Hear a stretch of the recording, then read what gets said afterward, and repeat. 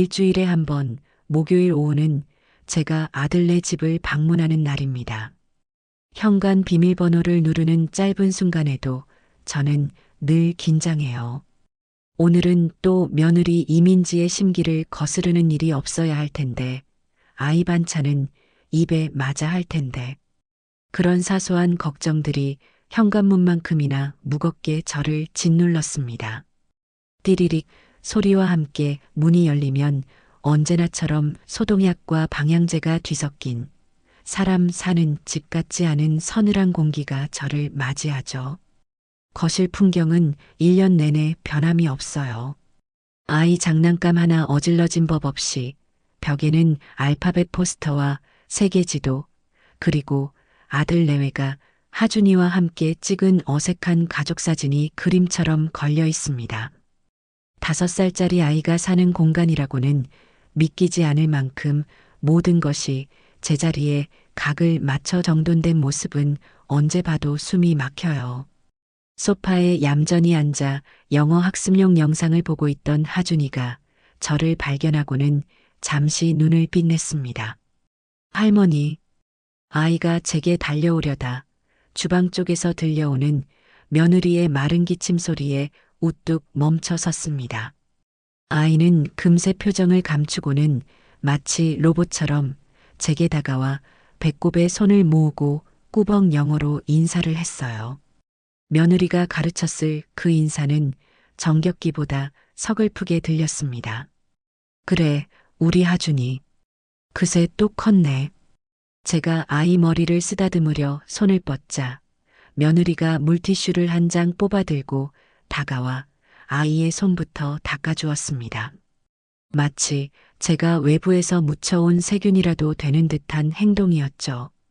늘 있는 일이라 이제는 서운할 것도 없었지만 가슴 한구석이 시리는 건 어쩔 수 없더군요. 어머님 오셨어요. 거기 소파에 잠시 앉아 계세요. 하준이 지금 집중해서 봐야 할 시간이에요. 민지는 제게 눈길 한번 제대로 주지 않고 말했습니다. 그녀의 세상에서 저는 아들 하준이의 완벽한 교육 스케줄에 불쑥 끼어든 불청객 혹은 잠시 통제해야 할 변수 정도일 뿐이었죠.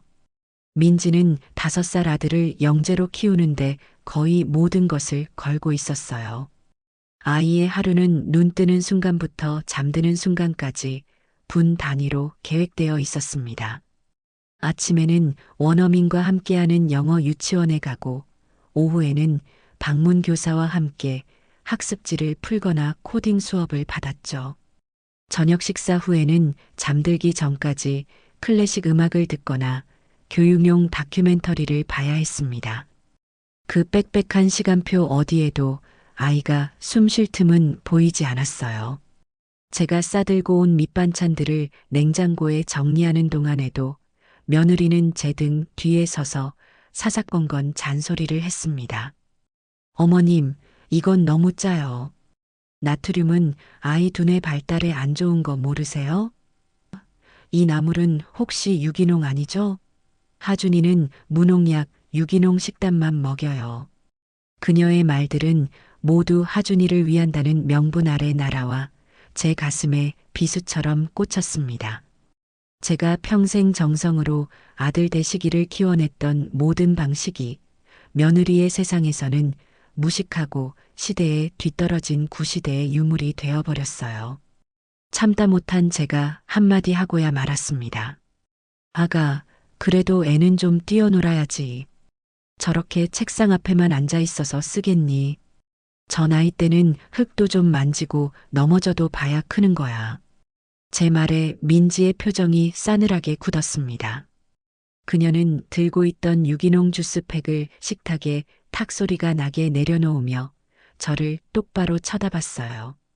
그 눈에는 시어머니에 대한 존중이라고는 찾아볼 수 없는 차가운 경멸감마저 서려 있었습니다. 어머님, 하준이 인생 책임지실 거 아니잖아요. 요즘 세상이 어떤 세상인데요? 남들보다 한 발이라도 뒤처지면 그걸로 끝이에요. 어머님 때랑은 다르다고요. 그녀의 쏘아붙이는 말에 저는 더 이상 아무런 대꾸도 할 수 없었습니다. 틀린 말은 아닐지도 모르죠. 하지만 제 눈에는 하루 종일 어른들의 욕심에 이리저리 끌려다니느라 작은 얼굴에 그늘이 진 가여운 손주 녀석의 모습만 아른거렸습니다. 아들 대식이는 어릴 적 온 동네를 휘젓고 다니던 개구쟁이였는데 해가 지도록 흙투성이가 되어 들어와도 마냥 예쁘기만 했는데 제 손주는 아비가 누렸던 그 평범한 유년의 행복을 조금도 누리지 못하고 있었어요. 그렇게 1시간쯤 지났을까요? 며느리가 지갑을 챙겨 들고 일어섰습니다. 어머님, 저 앞에 마트에 금방 다녀올게요. 하준이 간식으로 먹일 청포도가 떨어져서요. 하준이 저 영상 마저 보게 해주시고 다른 건 절대 만지거나 먹이지 마세요. 그녀는 제게 명령을 내리고는 현관을 나섰습니다. 쿵 하고 문이 닫히는 소리가 들리자 거실의 공기가 조금은 부드러워지는 것 같았어요. TV 화면에 시선을 고정한 채 미동도 없던 하준이가 그제야 슬그머니 고개를 돌려 저를 바라봤습니다. 그리고는 작은 목소리로 마치 비밀 이야기라도 하듯 제게 속삭였어요. 할머니, 나 미끄럼틀 딱 한 번만 타고 싶어. 아이의 눈은 간절함으로 가득 차 있었습니다. 저는 순간 망설였어요. 며느리에게 들키는 날에는 또 어떤 잔소리와 멸시가 쏟아질지 불 보듯 뻔했으니까요. 하지만 제 옷소매를 붙잡는 아이의 작은 손, 금방이라도 눈물을 터뜨릴 것처럼 그렁그렁한 눈망울을 외면할 수는 없었습니다. 그래, 딱 한 번인데 저렇게 행복하게 웃는 모습을 본 게 언제였던가. 그 짧은 행복을 선물해 주는 것조차 망설이는 제가 한심하게 느껴졌습니다. 그래, 우리 강아지. 할머니랑 빨리 다녀오자. 엄마 오기 전에. 저는 하준이의 손을 잡고 마치 첩보 영화의 주인공이라도 된 것처럼 조용히 현관문을 열고 밖으로 나섰습니다.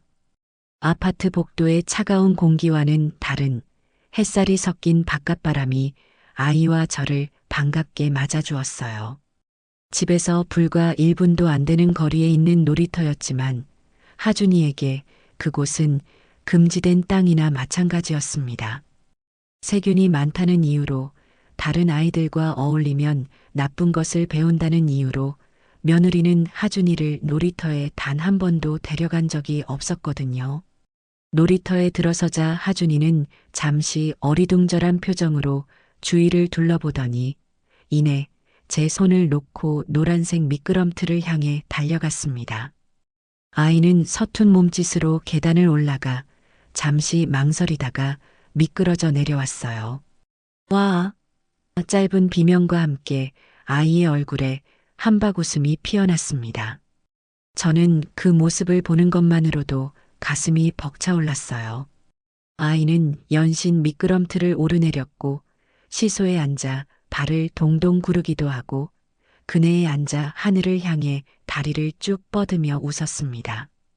짧은 10분 남짓한 시간이었지만 아이는 세상을 다 가진 듯 행복해 보였어요.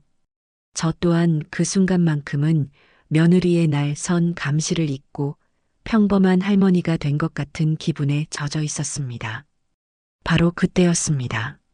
놀이터 입구에 양손에 장바구니를 든 며느리가 귀신처럼 서 있는 것을 발견한 것은 그녀의 얼굴은 분노로 새하얗게 질려 있었습니다. 아이의 웃음소리가, 제 마음의 평화가, 그 모든 것이 한순간에 산산조각 나는 소리가 들리는 듯 했어요. 민지는 손에 들고 있던 장바구니를 바닥에 내팽개치다시피 하고는 성큼성큼 우리에게로 걸어왔습니다. 그 걸음걸이에는 앞으로 닥쳐올 폭풍을 예고하는 살기가 가득했습니다. 지금 여기서 뭐 하시는 거예요? 그녀의 앙칼진 목소리에 놀이터의 모든 소음이 멎는 것 같았어요.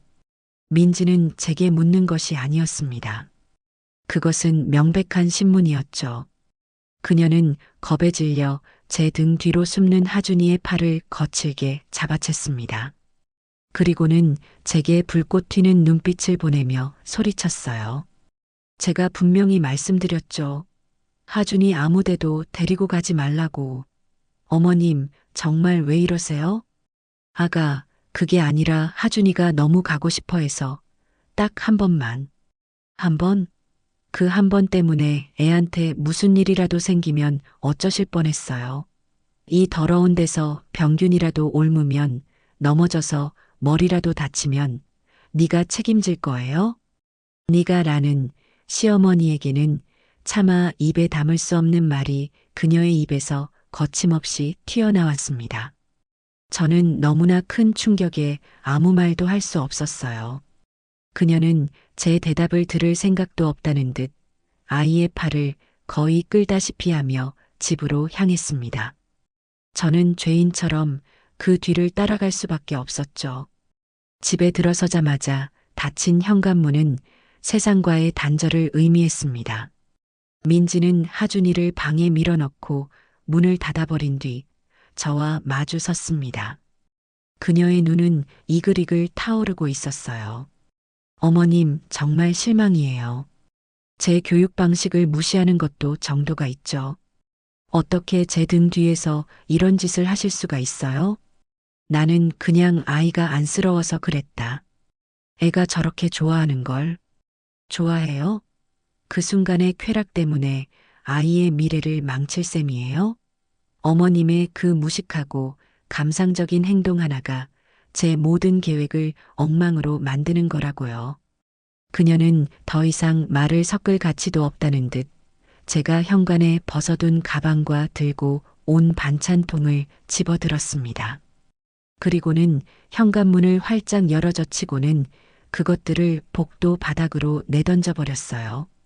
쨍그랑 플라스틱 반찬통이 깨지면서 제가 아침 내내 정성껏 묻혔던 나물이 차가운 타일 바닥 위로 처참하게 쏟아졌습니다. 당장 나가세요. 그리고 다시는 우리 집에 찾아올 생각 마세요. 그녀는 제 등을 세차게 떠밀었습니다. 저는 속수무책으로 문 밖으로 밀려나고 말았어요. 어떻게 나한테 이럴 수가 있어. 나가시라고요. 당신 같은 사람은 하준이 인생의 해충이에요. 도움이 되기는커녕 방해만 되는 존재라고요. 제 눈에서 뜨거운 눈물이 솟구쳤습니다. 그때 안방에서 나온 아들 대식이가 그 광경을 보았습니다. 저는 마지막 희망을 걸고 아들을 바라봤어요. 내 아들이라면 저 미쳐 날뛰는 아내를 말리고 내 편을 들어주리라 믿었습니다. 하지만 아들은 저와 눈을 마주치지 못하고 고개를 숙일 뿐이었어요. 그리고는 기어 들어가는 목소리로 제 가슴에 마지막 대못을 박는 말을 내뱉었습니다. 엄마, 일단 오늘은 그냥 가. 민지가 저렇게 화가 났잖아. 아들은 며느리의 등 뒤에 숨어 있었습니다. 제 아들은 그곳에 없었어요. 그저 아내의 비위를 맞추기에 급급한, 한심하고 비겁한 남자만 있을 뿐이었죠. 쾅! 제 앞에서 현관문이 무정하게 닫혔습니다. 저는 차가운 복도 바닥에 쏟아진 반찬들을 망연자실하게 내려다보았습니다. 제 정성, 제 마음, 제 인생이 저렇게 내팽개쳐진 것만 같았어요. 수치심과 분노, 그리고 지독한 배신감이 온몸을 휘감았습니다. 차가운 복도 바닥의 냉기가 온몸으로 스며드는 것 같았습니다. 엘리베이터가 오르내리는 기계음, 이웃집에서 희미하게 새어나오는 웃음소리가 이 세상에 저 혼자만 덩그러니 버려졌다는 사실을 더욱 선명하게 만들었어요. 무릎을 짚고 겨우 몸을 일으켰습니다. 쏟아진 나물 반찬에서는 제가 그토록 아꼈던 손주를 위해 넣었던 고소한 참기름 냄새가 진동을 했죠. 그 냄새가 역하게 느껴진 것은 처음이었습니다. 저는 더러워진 반찬통을 그 자리에 그대로 둔 채 아무 일 없었다는 듯 천천히 엘리베이터 버튼을 눌렀어요. 1층으로 내려가는 그 짧은 시간 동안 제 머릿속에서는 수십 년의 세월이 파노라마처럼 스쳐 지나갔습니다. 남편과 사별하고 홀로 아들 대식이를 키우던 날들. 식당 일을 하고 밤에는 남의 집 이불 빨래를 해주며 악착같이 돈을 모았습니다. 행여나 아들이 기죽을까 남들 하는 건 다 해주며 애지중지 키웠죠. 좋은 대학에 보내고 번듯한 회사에 취직하고 어여쁜 며느리감을 데려왔을 때 저는 이제 고생은 끝났다고 제 인생의 의무를 다했다고 생각했어요. 그들을 위해 제 모든 것을 내어주는 것이 당연한 엄마의 도리라고 믿어 의심치 않았습니다. 하지만 그 끝에 제게 돌아온 것은 해충이라는 모욕과 함께 굳게 닫힌 현관문이었습니다. 아파트 단지를 빠져나와 택시를 잡아탔습니다. 기사님이 행선지를 물었지만 집 주소가 바로 입에서 떨어지지 않았어요. 돌아갈 집, 그곳이 과연 온전한 내 집이 맞을까요? 아들 내외가 10분 거리에 살기 시작하면서부터 그 집은 더 이상 저만의 공간이 아니었습니다. 시도 때도 없이 찾아와 필요한 것을 가져갔고 주말이면 당연하다는 듯 찾아와 제게 밥상을 요구했죠. 저는 그들의 필요를 채워주는 보급창고이자 급할 때 손주를 맡기는 놀이방 선생이었을 뿐 그 이상도 이하도 아니었습니다. 그 사실을 깨닫고 나니 눈물조차 나오지 않았습니다. 눈물이 흐를 자리에 차갑고 단단한 무언가가 차오르기 시작했어요. 분노와 증오를 넘어선 서늘한 결심 같은 것이었죠. 집에 도착해 불도 켜지 않은 채 소파에 주저앉았습니다. 어둠 속에서 저는 밤을 새워 생각하고 또 생각했어요. 저들의 세상을 완벽하게 그리고 합법적으로 부수어버릴 방법을요. 감정적으로 맞서봐야 힘없는 늙은이의 하소연으로 끝날 뿐이라는 걸 잘 압니다. 저들에게 가장 고통스러운 것은 무엇일까? 그것은 바로 돈이었습니다. 며느리가 그토록 하준이의 교육에 집착하는 것도 아들이 번듯한 사업체를 운영하며 남들에게 과시하고 싶어 하는 것도 그 근간에는 모두 돈이 있었죠. 그들이 발 딛고 선 그 돈의 기반을 송두리째 무너뜨려야 했습니다. 날이 밝아올 무렵 저는 자리에서 일어났습니다. 안방 장롱 깊숙한 곳에 넣어둔 남편의 손때가 묻은 낡은 서류함을 꺼내 들었어요. 결혼 서류부터 시작해 아들의 출생신고서, 제 앞으로 된 집문서까지 제 인생의 모든 기록이 그 안에 담겨 있었습니다. 먼지를 털어내고 한 장 한 장 서류를 넘기던 제 손끝에 문득 오래된 서류 봉투 하나가 걸렸습니다. 5년 전 아들이 처음으로 자기 사업을 시작하겠다며 제 앞에 무릎을 꿇고 울며 매달렸던 날이 떠올랐어요. 당시 저는 아들의 꿈을 이뤄주고 싶은 마음에 남편이 제 노후 자금으로 남겨준 작은 상가 건물을 아들 이름으로 증여해 주었습니다. 그때 작성했던 증여 계약서였어요. 먼지 쌓인 계약서를 꺼내 희미한 형광등 불빛 아래서 천천히 읽어내려갔습니다. 세무사가 형식적으로 기재해 준 문구들 사이로 제 눈을 번쩍 뜨이게 하는 조항 하나가 보였습니다. 계약서 말미에 아주 작은 글씨로 적힌 특약사항이었죠. 수증자는 증여자를 성실히 부양할 것을 약속하며 만일 이를 현저히 해태할 경우 증여자는 본 계약을 해제할 수 있다. 당시에는 그저 형식적인 문구라고 우리 모자 사이에 이런 일이 있을 리 없다고 웃어넘겼던 조항이었습니다. 하지만 이제 이 문장은 제게 수만 명의 군사보다 더 든든한 무기가 되어줄 터였습니다.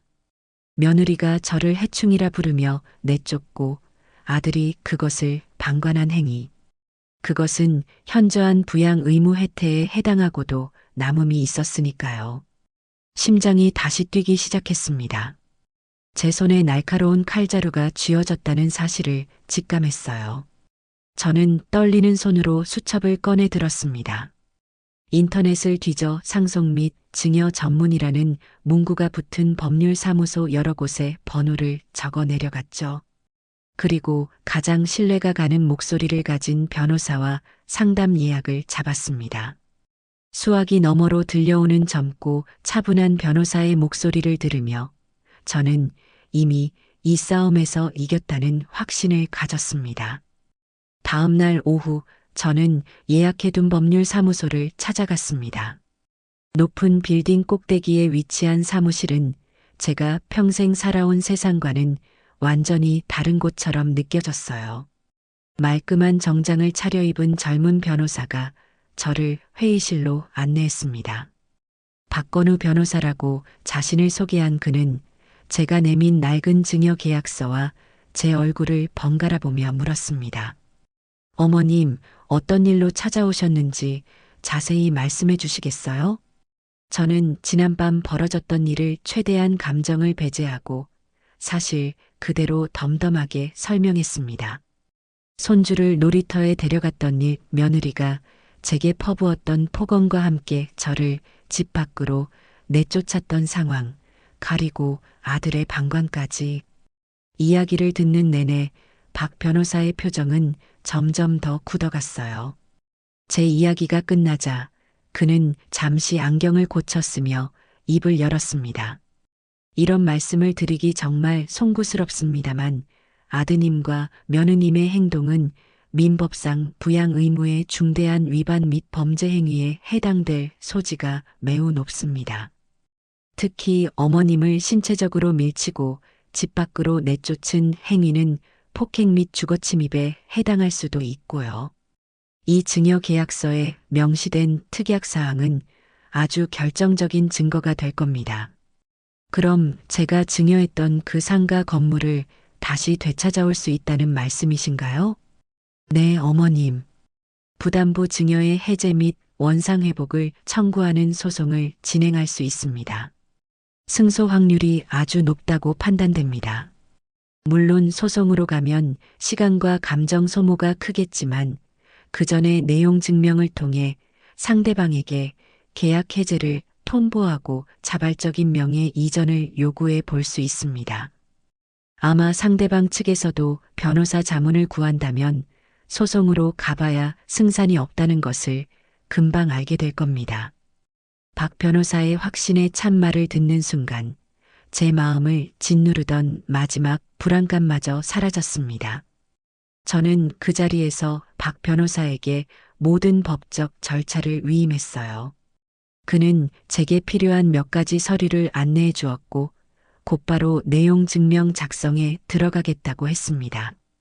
법률사무소를 나서는 제 발걸음은 올 때와는 비교할 수 없을 만큼 가볍고 단단했습니다. 이제 주사위는 던져졌어요. 그리고 이 게임의 규칙을 정하는 사람은 더 이상 아들 내외가 아닌 바로 저 서연자가 될 것이었습니다. 저는 제 인생의 칼자루를 다시 되찾아온 것입니다. 박건우 변호사에게 사건을 위임하고 며칠이 흘렀습니다. 그 시간 동안 저는 집안의 모든 묵은 짐들을 정리하기 시작했어요. 아들이 어릴 적 받았던 상장, 며느리가 처음 인사 온다며 사왔던 작은 선물, 하준이의 베네저고리까지. 한때는 제게 소중한 보물이었던 그 물건들을 하나씩 버린 때마다 제 마음속에 남아있던 미련과 연민의 찌꺼기들도 함께 떨어져 나가는 기분이었습니다. 집이 텅 비어갈수록 제 마음은 오히려 더 단단하고 명료해졌어요. 그리고 마침내 박 변호사로부터 연락이 왔습니다. 증여계약 해제 및 원상회복 요구라는 서늘한 제목이 달린 내용 증명이 아들 내외의 주소지로 발송되었다는 통보였죠. 등기우편이었으니 아마 다음 날이면 그들의 손에 들어갈 터였습니다. 그 서류 한 장이 그들의 안온한 일상에 어떤 파장을 불러일으킬지 상상하니 제 입가에 희미한 미소가 번졌습니다. 그것은 통쾌함이라기보다는 정의가 실현되기 직전의 고요한 기대감에 가까웠어요. 예상대로 다음 날 오후부터 제 휴대전화가 미친 듯이 울리기 시작했습니다. 발신자는 아들, 내 사랑 대식이라고 저장되어 있는 이름이 액정 위에서 쉴 새 없이 번쩍였어요. 저는 그 전화를 받지 않았습니다. 소파에 앉아 태연하게 드라마를 보면서 벨소리가 울리고 끊어지기를 수십 번 반복하는 것을 그저 지켜볼 뿐이었죠. 전화벨 소리는 마치 패배자의 절규처럼 들렸습니다. 그들이 지금 얼마나 당황하고 얼마나 분노하고 또 얼마나 두려워하고 있을지 눈에 선했어요. 매달 그 상가에서 나오는 월세 수백만 원은 그들의 풍족한 생활을 유지해주는 든든한 기둥이었으니까요. 고급 아파트의 관리비를 내고 며느리의 명품 가방값을 치르고 하준이의 비싼 교육비를 감당하게 해주던 그 화수분이 하루아침에 사라질 위기에 처한 겁니다. 전화를 받지 않자 이번에는 문자 메시지가 쏟아져 들어오기 시작했습니다. 처음에는 엄마, 이게 다 뭐야? 무슨 오해가 있는 것 같은데 전화 좀 받아라는 아들의 당황한 메시지가 도착했어요. 저는 그 문자를 읽고는 아무런 답장도 하지 않았습니다. 잠시 후, 이번에는 며느리에게서 장문의 메시지가 왔습니다. 어머님, 저희가 죽을 죄를 지었습니다. 그날은 제가 너무 경솔했어요. 제발 한 번만 만나서 이야기해요. 이렇게 법으로 해결할 문제 아니잖아요. 그녀의 문자에서는 다급함과 불안함이 고스란히 느껴졌습니다. 불과 며칠 전 저를 해충이라 부르며 내쫓던 그 기세등등한 모습은 온데간데 없었죠. 하지만 저는 흔들리지 않았어요. 이미 엎질러진 물이었고 깨진 그릇이었습니다. 이제 와서 주워 담으려는 그들의 위선적인 몸짓에 놀아날 생각은 추호도 없었으니까요. 그날 밤 그들은 제 집 앞까지 찾아왔습니다. 굳게 닫힌 현관문 앞에서 초인종을 누르고 문을 두드리며 제 이름을 애타게 불렀죠. 엄마, 문 좀 열어봐. 얼굴 보고 이야기해. 어머님, 제발요. 이러지 마세요. 문 하나를 사이에 두고 들려오는 그들의 목소리는 제게 아무런 감흥도 주지 못했습니다. 저는 이어폰을 끼고 볼륨을 높인 채 거실에 누워 눈을 감았어요. 그들의 목소리가 멀어질수록 제 마음은 오히려 더 평온해졌습니다. 한참을 문 앞에서 서성이다 돌아가는 그들의 발소리를 들으며 저는 이 싸움의 주도권이 완벽하게 제게 넘어왔음을 실감했습니다. 다음 날 박 변호사에게서 다시 연락이 왔습니다. 아들 내외가 변호사를 선임했고 상대 측 변호사로부터 연락이 왔다는 이야기였어요. 아무래도 그쪽 변호사도 승산이 없다고 판단한 모양입니다. 소송까지 가지 않고 합의를 통해 원만하게 명의를 이전하고 싶다는 의사를 전해왔습니다. 어머님 뜻은 어떠신지요? 그렇게 하시죠. 대신 조건이 있습니다. 다시는 제 앞에 나타나지 않겠다는 약속을 받아주세요. 법적으로요. 알겠습니다. 접근금지 가처분 신청도 함께 준비해서 합의서에 해당 내용을 명시하도록 하겠습니다. 모든 것이 제 계획대로, 아니 계획보다 더 순조롭게 진행되고 있었습니다. 그들은 아마 소송으로 갔을 때 자신들에게 닥쳐올 더 큰 불이익, 예컨대 폭행 사실 등이 알려지면서 감당해야 할 사회적 평판 하락까지 계산했겠죠. 저항 한번 제대로 못 해보고 백기를 든 것입니다. 며칠 뒤 저는 박 변호사의 사무실에서 아들 내외의 대리인과 마주 앉았습니다. 아들 내외는 차마 제 얼굴을 볼 자신이 없었는지 변호사만 보냈더군요. 저는 덤덤한 표정으로 상가 명의를 제게 다시 이전한다는 합의서와 향후 어떠한 형태로든 제게 연락하거나 접근하지 않겠다는 각서에 서명했습니다. 펜 끝으로 제 이름을 적어 내려가는 순간 저는 제 인생에서 가장 무겁고 질긴 족쇄 하나를 끊어내는 듯한 해방감을 느꼈어요. 법의 이름으로 저는 그들에게서 완벽한 독립을 쟁취한 것입니다. 이제 그들은 더 이상 제 아들과 며느리가 아니었습니다. 그저 제 인생에서 완벽하게 지워내야 할 과거의 오점일 뿐이었죠. 상가 건물의 등기권리증이 다시 제 손에 들어온 바로 다음 날 저는 한치의 망설임도 없이 부동산 중개소 여러 곳에 건물을 급매물로 내놓았습니다. 시세보다 조금 저렴한 가격을 제시하자 매수자는 금방 나타났어요. 수십 년간 제 노후를 든든하게 지켜주었던 그 건물은 한 달도 채 되지 않아 제 통장에 수십억 원의 현금으로 모습을 바꾸어 들어왔습니다. 평생 만져본 적 없는 큰돈이었지만 이상하게도 마음은 무덤덤했어요. 이 돈은 제게 부의 상징이 아니라 과거를 청산하고 새로운 삶을 시작하기 위한 실탄이었으니까요. 저는 그 돈의 일부를 떼어 도심에서 한참이나 떨어진 외곽 지역에 낡고 허름한 단층 주택을 하나 샀습니다. 마당에는 잡초가 무성하고 담벼락 페인트는 곳곳이 벗겨져 볼품없는 집이었죠. 부동산 중개인은 더 좋은 아파트나 신축 빌라가 많다며 저를 이해할 수 없다는 표정으로 바라봤습니다. 하지만 제게는 번쩍이는 대리석 바닥보다 흙을 밟을 수 있는 작은 마당이 더 절실했어요.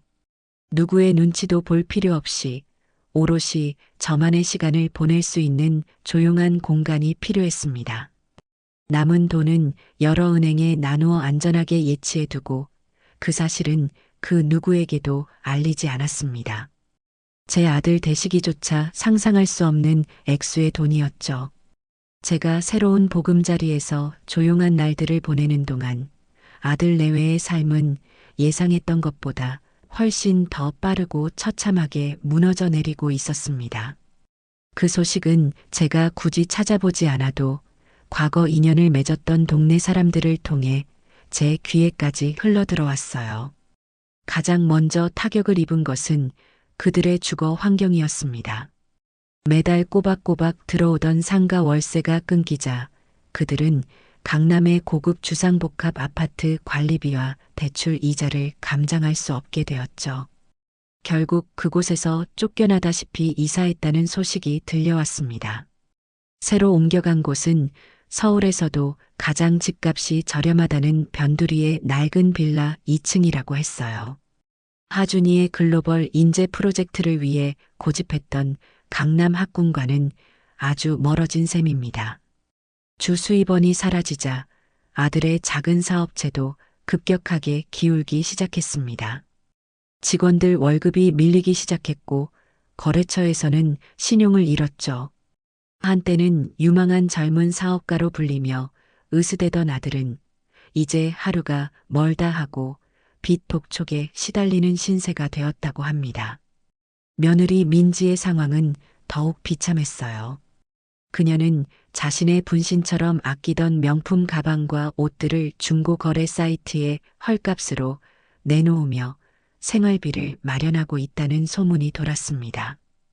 SNS에 온갖 화려한 일상을 과시하며 친구들의 부러움을 한 몸에 받던 그녀의 자존심이 얼마나 구겨졌을지 상상하기 어렵지 않았습니다. 저는 그 소식들을 들으며 어떤 감정도 느끼지 않으려 애썼습니다. 동정심도 연민도 심지어 통쾌함조차 사치라고 생각했어요. 그들의 몰락은 전적으로 그들이 저지른 행동의 결과일 뿐 제가 관여할 바가 아니었으니까요. 저는 오직 제 새로운 삶에만 집중했습니다. 낡은 주택으로 이사온 첫날 저는 작업복으로 갈아입고 잡초가 무성한 마당으로 나갔습니다. 허리를 숙여 반나절 내내 잡초를 뽑고 딱딱하게 굳은 땅을 호미로 일구었어요.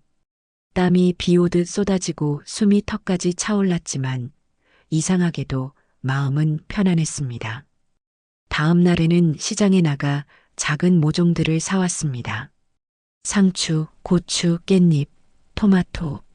작은 텃밭 한편에 그것들을 정성스럽게 심고 매일 아침 저녁으로 물을 주었죠.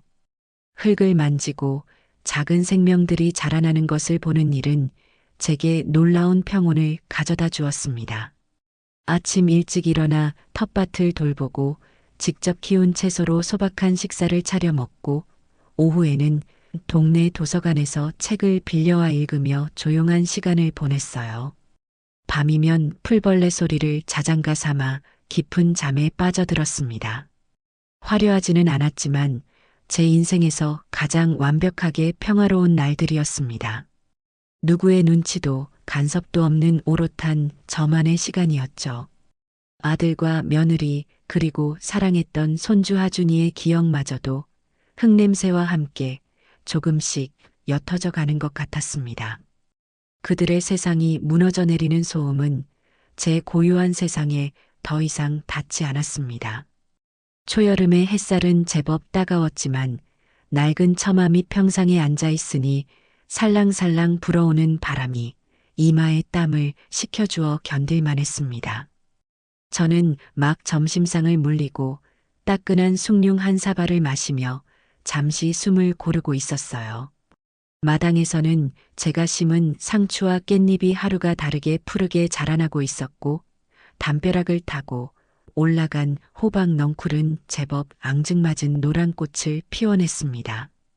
도시의 아파트에서는 결코 느껴볼 수 없는 살아있는 것들이 내뿜는 생명력과 평화가 이 집에는 가득했죠. 바로 그때 낡은 대문이 조심스럽게 열리며 옆집 최 씨 아주머니가 고개를 쑥 내밀었습니다. 아이고 서씨, 점심은 잡섰어? 이 동네로 이사 온 지 얼마 되지 않았지만 유독 정이 많은 최 씨 아주머니와는 오며 가며 인사를 나누다 제법 가까워진 사이였습니다. 네, 방금 먹었어요. 아주머니는요? 나야 뭐 대충 찬물에 밥 말아 먹었지. 뭐 하나 물어볼 게 있어서 왔어. 이 집도 읍내수도 공사한다는데 우리는 신청서 냈거든. 서 씨는 어쩔 거야? 최 씨 아주머니는 읍내 소식지 한 장을 들고 와 제 옆에 털썩 주저앉았습니다. 저는 그녀와 수도 공사에 대해 한참 이야기를 나누었어요. 시시콜콜한 동네 이야기, 자식들 이야기, 새로 생긴 마트 이야기까지. 그녀의 말은 대부분 제 귀를 스쳐 지나갔지만 저는 실은 내색 없이 고개를 끄덕이며 맞장구를 쳐주었습니다. 이런 소소하고 의미 없는 대화조차 지난 수십 년간 며느리의 눈치를 보며 살얼음판을 걷던 제게는 낯설고 새로운 평화의 일부였으니까요. 근데 서 씨는 어쩌다 자식들 다 도시에 두고 이런 외딴 데로 혼자 들어왔어? 다들 자식들 가까이 가려고 난린데 희한한 사람이야. 최 씨 아주머니가 별 생각 없이 툭 던진 질문에 제 가슴 한구석이 잠시 서늘해졌습니다. 저는 희미하게 웃으며 대답했어요. 자식들도 다 저희 살기 바쁘죠. 저라도 편하게 살아야지 않겠어요. 공기 좋은 데서 텃밭이나 가꾸면서 사는 게 제 오랜 꿈이었거든요. 하긴 그래. 자식들 다 소용없어. 내 속 썩이는 것들보다야 흙 파먹고 사는 게 100번 낫지. 그녀는 제 속도 모르고 껄껄 웃으며 자리에서 일어났습니다. 그녀가 돌아가고 마당에는 다시 완벽한 고요함이 찾아왔어요. 저는 숭늉 그릇을 들고 부엌으로 들어가려던 참이었습니다. 그때였어요. 저희 집 좁은 골목으로 들어서는 낯선 검은색 승용차 한 대가 보인 것은 저희 동네는 노인들만 사는 조용한 곳이라 외부 차량이 들어오는 일이 거의 없었습니다.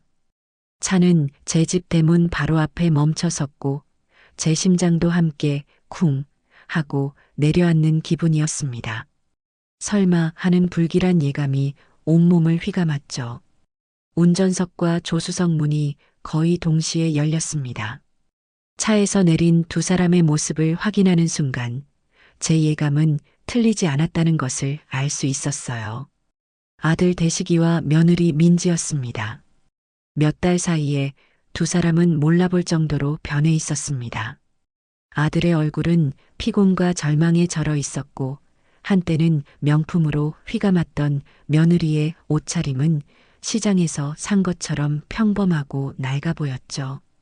그들은 차에서 내려서도 한동안 움직이지 못하고 잡초가 무성한 제 집 마당과 허름한 제 행색을 믿을 수 없다는 표정으로 바라볼 뿐이었습니다. 저는 그 자리에 못 박힌 듯 서서 그들을 노려보았습니다.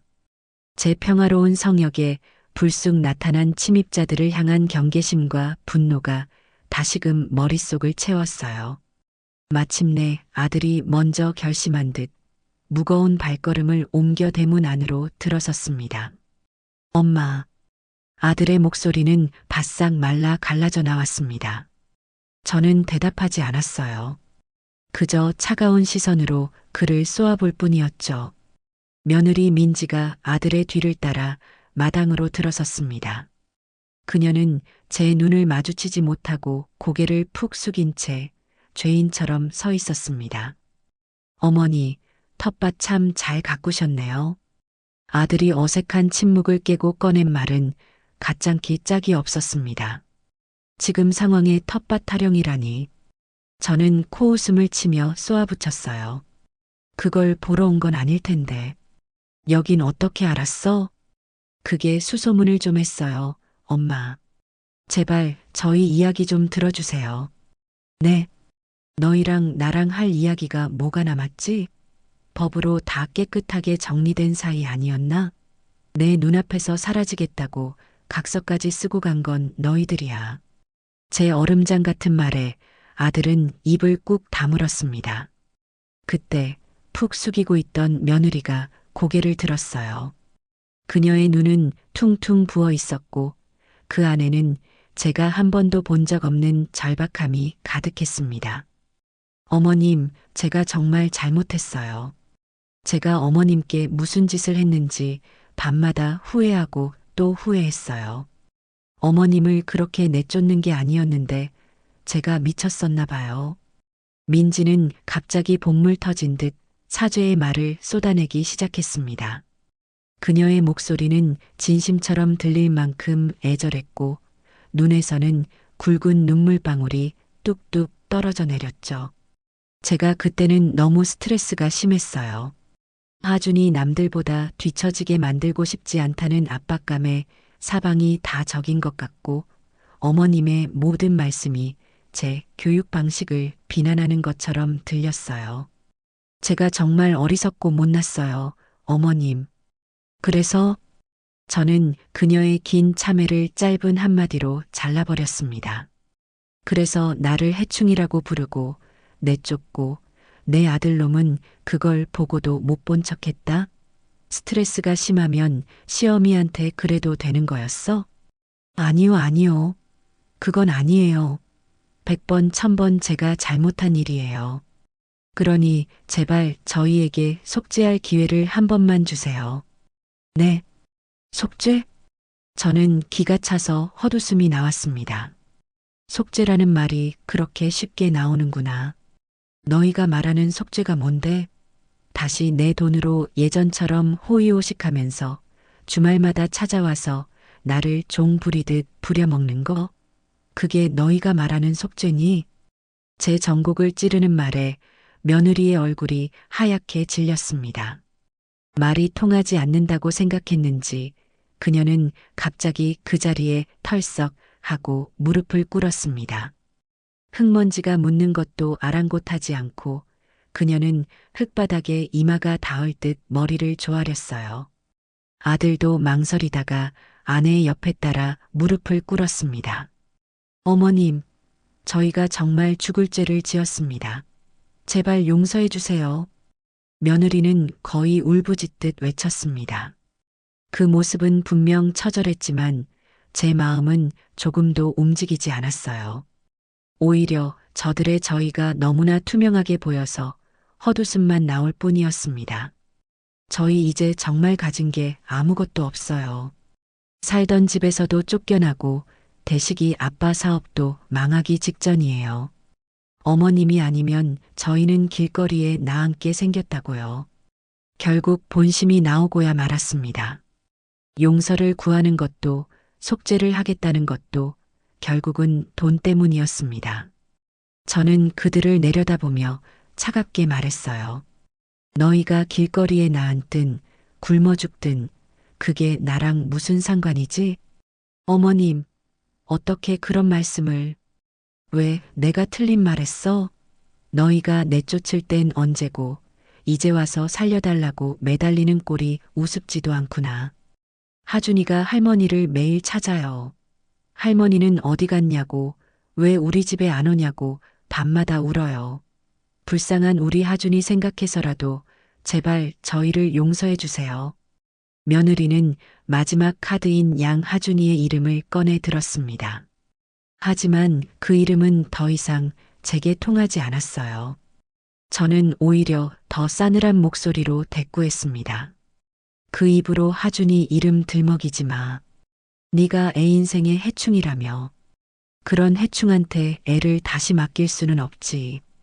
그리고 너는 네 아들 교육에 그토록 유난을 떨면서 사람한테 못할 짓하고 무릎 꿇고 비는 게 어떤 건지는 안 가르쳤나 보구나. 네 아들이 뭘 보고 배우겠어? 제 말은 날카로운 비수가 되어 며느리의 가슴에 박혔을 겁니다. 그녀는 더 이상 아무 말도 하지 못하고 그저 서럽게 울기만 했어요. 저는 무릎 꿇고 있는 그들을 그대로 둔 채 몸을 돌려 수도가로 향했습니다. 그리고는 아까 하던 일을 마저 하기 시작했죠. 평상 위에 널어둔 숭늉 그릇과 밥그릇을 들고 와 설거지를 하기 시작했어요. 싸 하고 시원하게 쏟아지는 물소리가 그들의 울음소리를 덮었습니다. 저는 그들의 존재를 완전히 지워버린 사람처럼 그릇을 닫고 텃밭에서 뜯어온 상추를 씻었습니다. 그들이 울든 말든 무릎이 저리든 말든 제 알 바가 아니었습니다. 그들이 제게 주었던 고통과 모멸감에 비하면 그깟 무릎 꿇는 것쯤은 아무것도 아니었으니까요. 얼마나 시간이 흘렀을까요? 제가 설거지를 마치고 젖은 손을 옷에 닦으며 돌아보았을 때도 그들은 여전히 그 자리에 무릎을 꿇고 있었습니다. 며느리의 울음소리는 이제 거의 그쳐 있었고 아들은 고개를 푹 숙인 채 땅바닥만 내려다보고 있었죠. 마당에는 무거운 침묵만이 감돌았습니다. 그 침묵 속에서 그들은 깨달았을 겁니다. 저의 결심이 얼마나 단단한지를, 그리고 더 이상 어떤 말이나 행동으로도 제 마음을 되돌릴 수 없다는 것을요. 마침내 아들이 먼저 자리에서 일어섰습니다. 흙이 잔뜩 묻은 무릎을 힘없이 털어내며 그는 넋이 나간 아내의 팔을 잡아 일으켜 세웠죠. 돌아가는 그들의 뒷모습은 제가 기억하는 그 어떤 모습보다도 처량하고 왜소했습니다. 제게서 모든 것을 빼앗긴 패배자의 모습 그대로였죠. 그들은 대문 앞에서 마지막으로 한 번 더 저를 돌아보았지만 저는 그들에게 눈길조차 주지 않았습니다. 대문이 닫히고 그들의 검은색 승용차가 골목을 빠져나가는 소리가 멀어지자 마당에는 다시 완벽한 평온이 찾아왔습니다. 마치 시끄러운 소나기가 한바탕 지나간 뒤의 고요함 같았죠. 그들이 다녀간 후 저는 오히려 마음이 더 후련하고 단단해지는 것을 느꼈습니다. 완벽한 복수는 그들의 재산을 빼앗는 것에서 끝나는 것이 아니었습니다. 그들의 눈물과 사죄 앞에서도 조금도 흔들리지 않는 강철 같은 내 마음을 확인하는 것. 그것이 진정한 복수의 완성이었죠. 이제 모든 것은 끝났습니다. 저는 오롯이 저만의 시간을, 누구에게도 방해받지 않는 평온을 되찾은 것입니다. 하지만 그들의 시도는 그것으로 끝나지 않았습니다. 며칠 뒤 모르는 번호로 전화가 걸려왔어요. 받을까 말까 망설이다 받았더니 수화기 너머에서는 이모, 그러니까 제 여동생의 목소리가 들려왔습니다. 언니 맞지? 이게 몇 년 만이야. 그래, 나다. 무슨 일이냐? 여동생과는 경조사 때나 겨우 얼굴 보는 서먹한 사이였습니다. 그런 동생이 갑자기 전화를 한 데는 분명 이유가 있을 터였죠. 아니, 다름이 아니라 어제 대식이가 나한테 전화를 했더라고. 언니랑 연락이 안 된다고, 혹시 언니 연락처 아냐고 하면서, 근데 애가 아주 죽을 상을 하고 울면서 전화를 했어. 도대체 무슨 일이 있었던 거야? 역시나 아들 녀석이 보낸 구원투수였습니다. 저는 피식 웃으며 대답했어요. 있어야 할 일이 있었을 뿐이다. 너는 상관없는 일이니 끊어라. 아니, 언니, 어떻게 말을 그렇게 해? 그래도 하나밖에 없는 조카인데.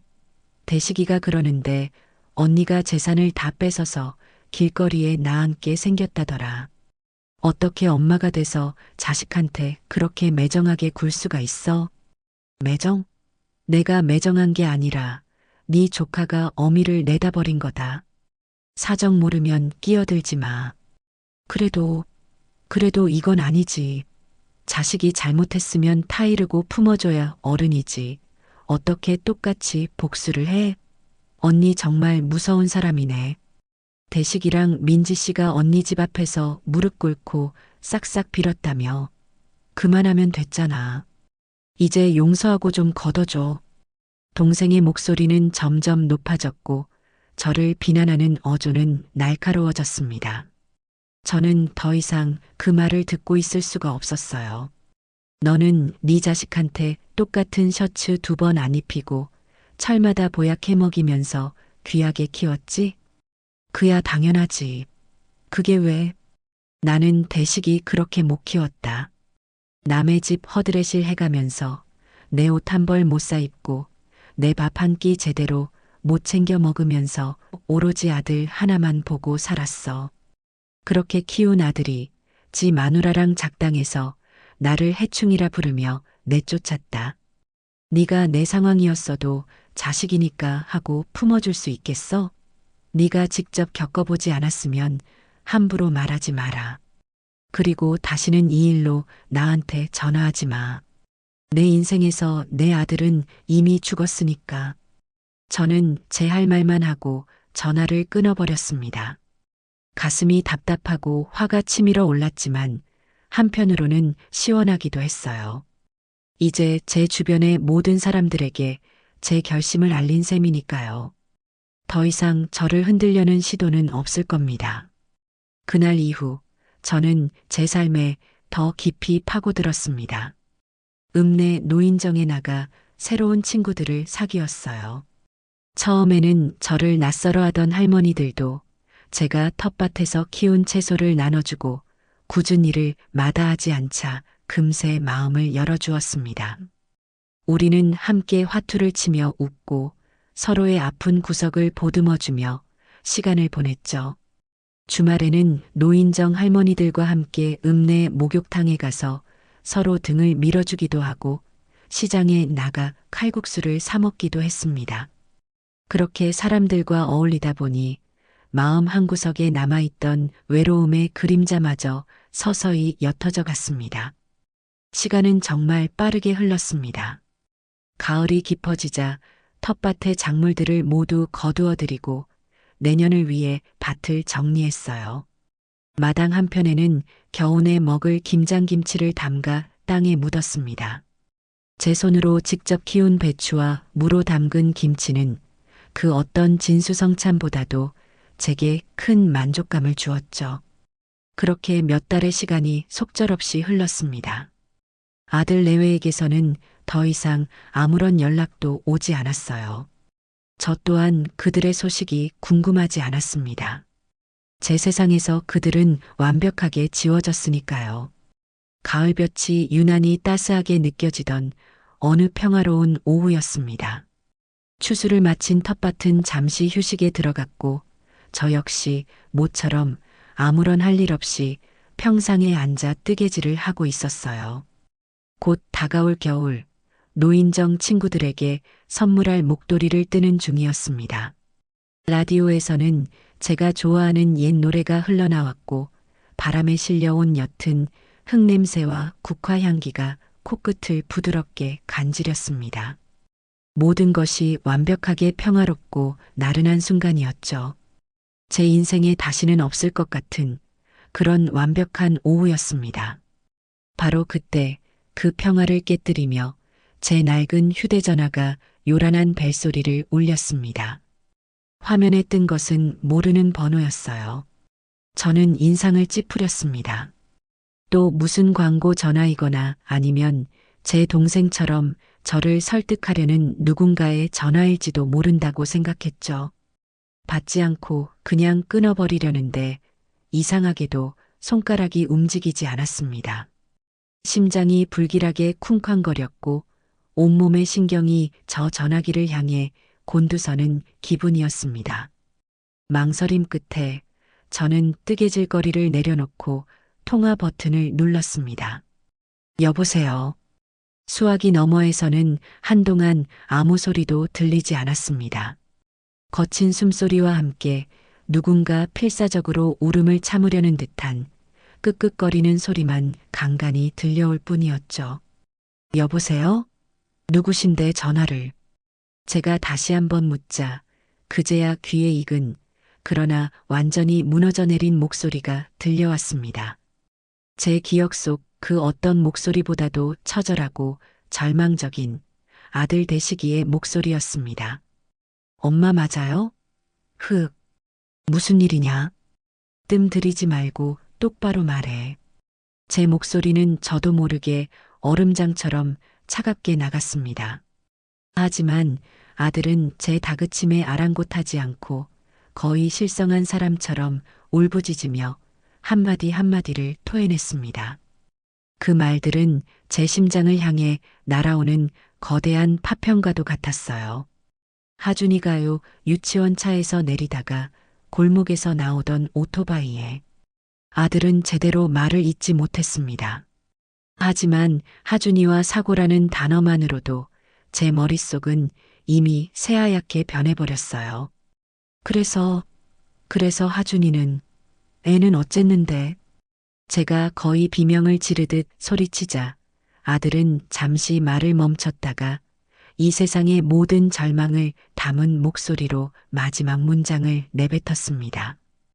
병원 응급실인데 의사가 마음의 준비를 하라고. 엄마 어떡해? 나 어떡해? 그 순간 제 세상의 모든 소리와 색깔이 사라졌습니다. 손에 들고 있던 휴대전화를 바닥에 떨어뜨렸지만 그것이 시멘트 바닥에 부딪혀 박살나는 소리조차 들리지 않았어요. 복수를 위해 쌓아 올렸던 단단한 성벽, 그들을 향한 미움과 증오, 지난 몇 달간 지켜왔던 고요한 평화, 그 모든 것이 하얗게 날아가 버렸습니다. 머릿소리에는 오직 단 하나의 영상만이 흑백 영화처럼 반복해서 재생될 뿐이었어요. 금지된 놀이터에서 노란 미끄럼틀을 타며 세상을 다 가진 듯 해맑게 웃던 내 손주 하준이의 얼굴. 정신을 차렸을 때 저는 이미 방 안에서 허둥지둥 외출복을 꿰어입고 있었습니다. 손은 어찌나 떨리는지 단추 하나 제대로 채울 수가 없었고 다리는 풀려 금방이라도 주저앉을 것만 같았어요. 지갑과 박살난 전화기를 챙겨 들고 비틀거리며 대문을 나섰습니다. 큰 길까지 어떻게 달려갔는지 기억나지 않아요. 지나가는 택시를 미친 사람처럼 손을 흔들어 잡아탔습니다. 기사님, 병원이요. 제발 최대한 빨리 가주세요. 제 몰골이 흉흉했는지 택시기사는 놀란 눈으로 저를 쳐다보면서도 군말 없이 차를 출발시켰습니다. 무슨 급한 일 있으신가 봐요, 할머니. 재발료 돈은 얼마든지 드릴게요. 제발 제 손주가 지금 죽어가고 있대요. 말을 내뱉는 순간 참았던 눈물이 복물처럼 터져나왔습니다. 택시가 병원을 향해 달리는 동안 저는 어린아이처럼 목 놓아 울었습니다. 그동안 아들 내외를 미워하고 그들의 불행을 외면했던 모든 순간들이 날카로운 가시가 되어 제 심장을 찔렀습니다. 복수에 눈이 멀어 가장 소중한 것을 돌아보지 못한 어리석은 할머니. 그게 바로 저의 모습이었어요. 1시간이 넘는 거리를 택시는 총알처럼 달려 병원에 도착했습니다. 저는 허둥지둥 택시비를 치르고 응급실로 미친 듯이 달려갔어요.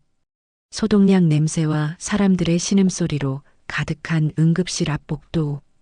그곳 의자에 넋이 나간 채 허공만 바라보고 있는 아들과 며느리의 모습이 보였습니다. 아들은 머리를 쥐어뜯고 있었고 며느리는 눈물조차 말라버린 얼굴로 초점 없이 바닥만 내려다보고 있었죠. 저를 발견한 며느리가 먼저 자리에서 일어나 비틀거리며 제게로 다가왔습니다. 그리고는 제 옷자락을 붙들고 그 자리에 주저앉아 오열하기 시작했어요. 어머님, 어머님, 어떡해요?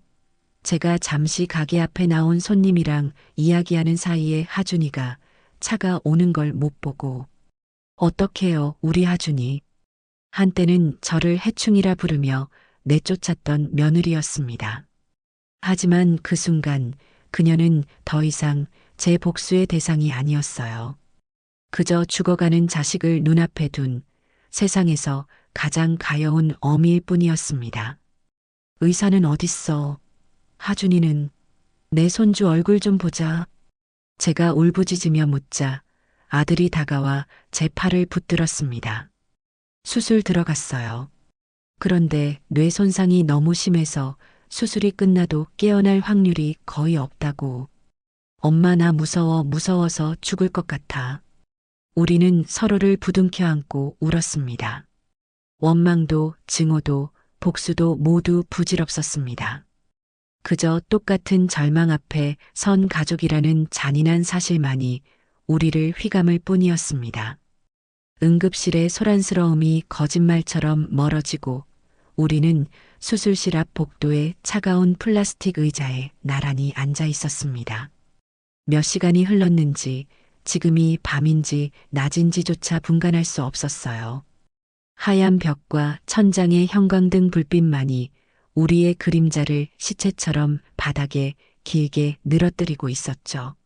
아들 대식이는 두 손에 얼굴을 묻은 채 미동도 없었고 며느리 민지는 넋이 나간 사람처럼 허공의 한 점만을 응시하고 있었습니다.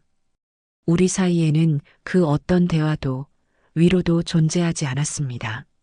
오직 수술실 문 위에 켜진 붉은 등만이 우리 세 사람의 심장을 짓누르는 유일한 현실이었습니다. 얼마나 지났을까요? 수술실 문이 열리고 파란 수술복을 입은 의사가 나왔습니다. 우리는 약속이라도 한 듯 동시에 자리에서 튀어올랐어요. 의사는 피곤해 절은 얼굴로 마스크를 벗으며 입을 열었습니다. 수술은 일단 급한 불은 껐습니다. 출혈은 잡았고 파열된 장기도 봉합했습니다. 그럼 우리 하준이 이제 괜찮은 건가요? 네, 살 수 있는 거죠? 며느리가 의사의 팔을 붙들고 미친 사람처럼 매달렸습니다. 하지만 의사의 표정은 조금도 밝아지지 않았어요. 그는 잠시 말을 고르다 무겁게 입을 열었습니다. 진짜 문제는 머리입니다. 사고 당시 충격으로 인한 뇌 손상이 너무 심각합니다. 뇌압을 낮추기 위해 할 수 있는 조치는 모두 취했지만 의식은 돌아오지 않고 있습니다. 지금부터가 정말 고비입니다. 마음의 준비를 단단히 하셔야 할 것 같습니다. 마음의 준비라는 말. 응급실에서 아들에게 들었던 그 잔인한 말이 의사의 입을 통해 다시 한번 확인되는 순간 며느리는 그 자리에 주저앉아 목 놓아 울기 시작했습니다.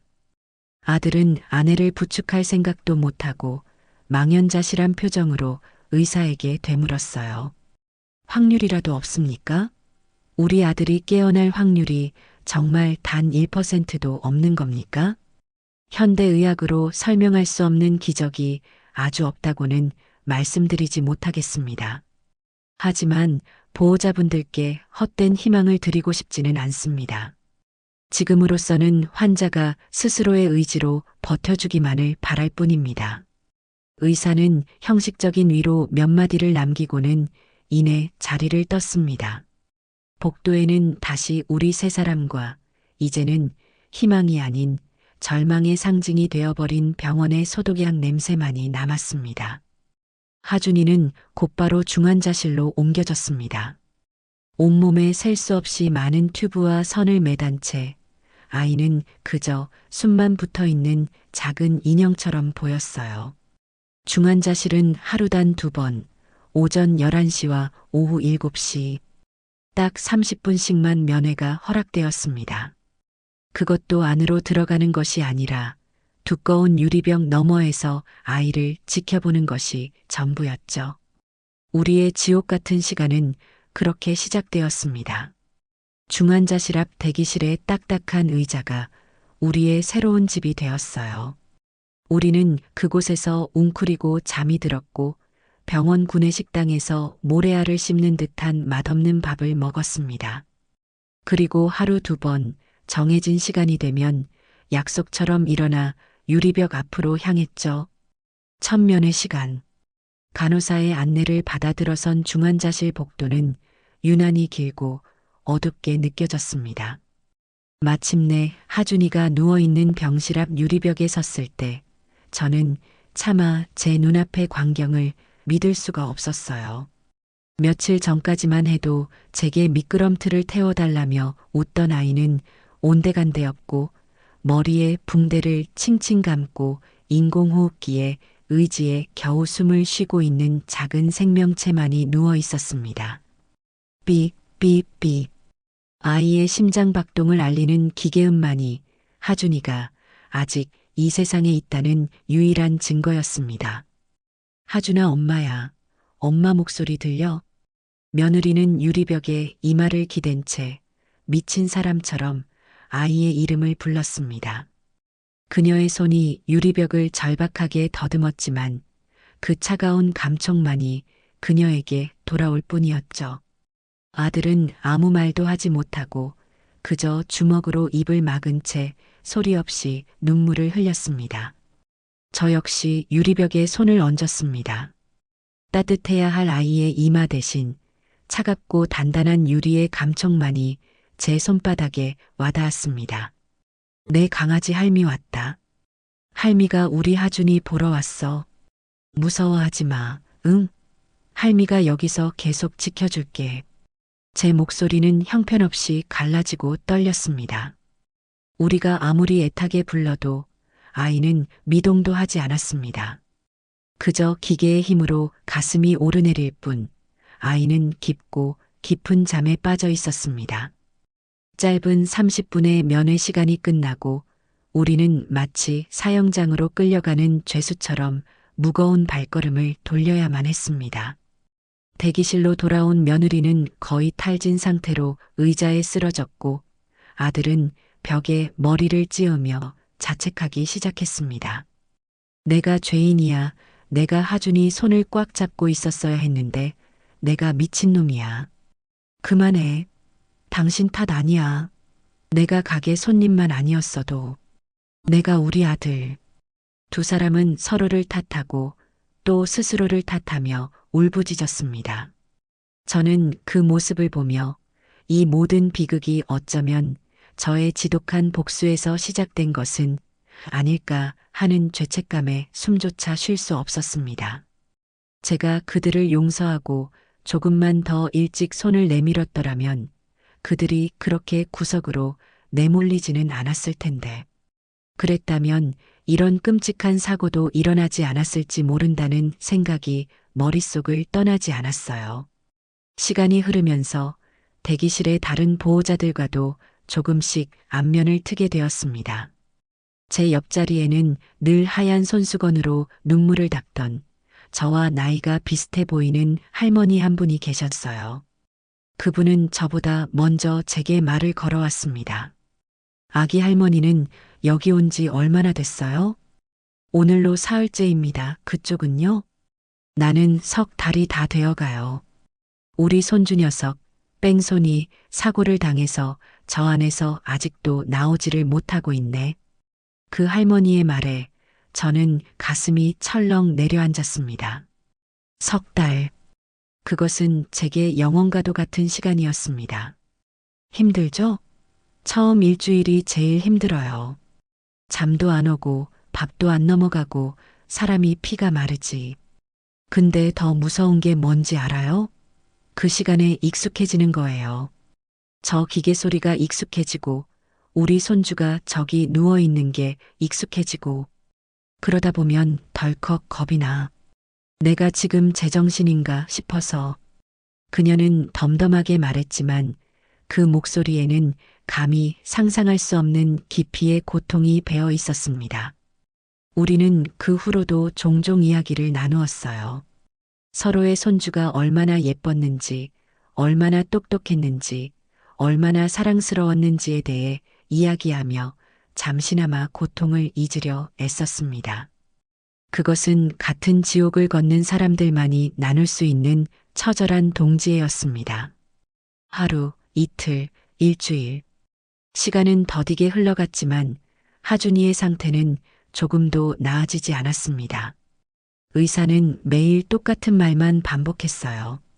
상태는 안정적이지만 의식은 돌아오지 않고 있습니다.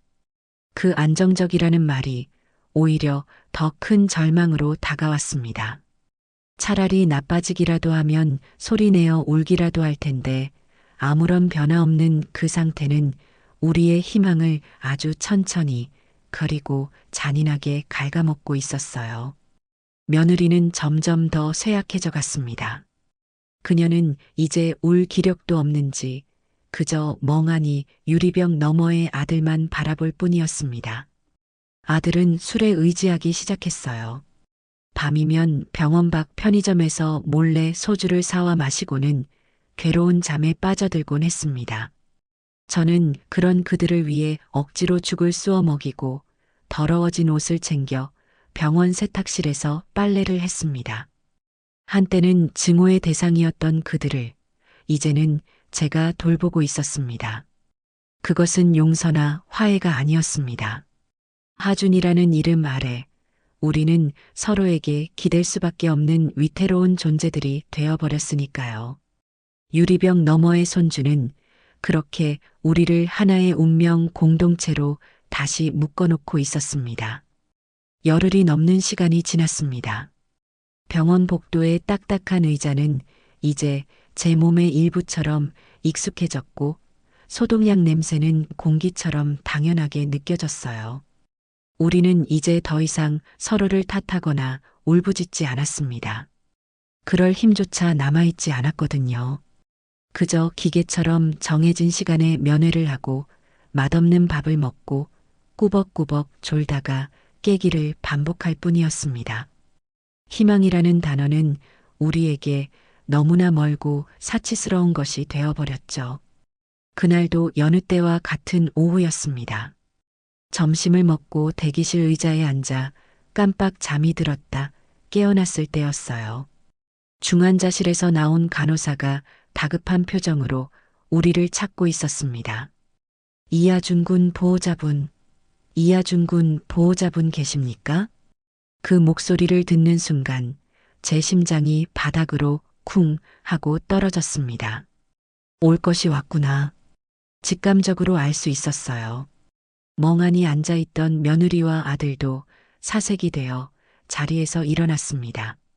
저희가 이하준 보호자입니다. 무슨 일입니까? 제가 떨리는 목소리로 묻자 간호사는 안타까운 표정으로 말했습니다. 지금 담당 교수님께서 찾으십니다. 상담실로 와달라고 하십니다. 우리는 간호사를 따라 상담실로 향했습니다. 그 짧은 복도를 걷는 동안 다리가 천근만근 무거워 제대로 걸을 수가 없었어요. 상담실에는 며칠 만에 보는 담당 의사가 초조한 얼굴로 우리를 기다리고 있었습니다. 앉으시죠. 의사의 목소리는 그 어느 때보다도 무겁고 낮았습니다. 우리는 그의 책상 앞에 나란히 앉았습니다. 교수님, 우리 하준이 무슨 일 있는 거죠? 그렇죠? 며느리가 금방이라도 울음을 터뜨릴 듯한 목소리로 물었습니다. 의사는 잠시 눈을 감았다 뜨더니 어렵게 입을 열었습니다. 오늘 새벽부터 환자의 상태가 급격하게 나빠지기 시작했습니다. 혈압이 계속 떨어지고 있고 자가 호흡도 거의 불가능한 상태입니다. 약물을 최대한 투여하며 버티고는 있지만 솔직히 말씀드리면 더 이상은 저희가 해드릴 수 있는 게 없습니다. 그게 무슨 말씀이세요? 할 수 있는 게 없다니요. 의사 선생님이시잖아요. 어떻게든 살려내셔야죠. 돈이 문제면 얼마든지 드릴게요. 제발 우리 아들 좀 살려주세요. 아들이 책상을 내리치며 절규했습니다. 하지만 의사는 고개를 저을 뿐이었습니다. 이건 돈의 문제가 아닙니다. 환자의 생명력이 이제 거의 다 소진된 상태입니다.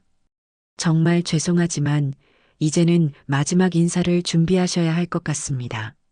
마지막 인사라는 6글자가 거대한 망치가 되어 제 머리를 내리쳤습니다.